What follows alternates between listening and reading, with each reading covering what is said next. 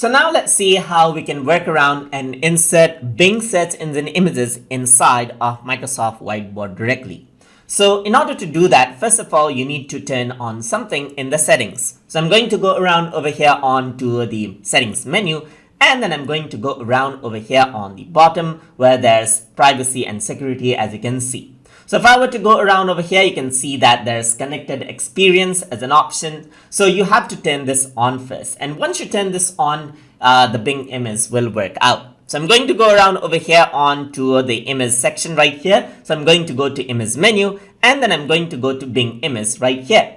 So once I do that, here you can see that it says Bing image search. So I'm just going to go around and search out something. Let's say, for example, mountain right here. Press enter, and now it'll show out mountains. So right now, Creative Commons only is turned on right here. As you can see, means all of the pictures right here are royalty free to use. So I'm just going to go around and then click plus, and there you go. The image has been inserted.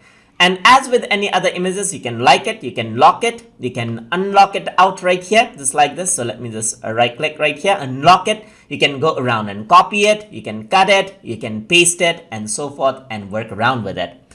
And that is how you can work around and then insert Bing image directly inside of Microsoft Whiteboard. So hope you guys learned something as always. And as always, please like, comment, share, and subscribe.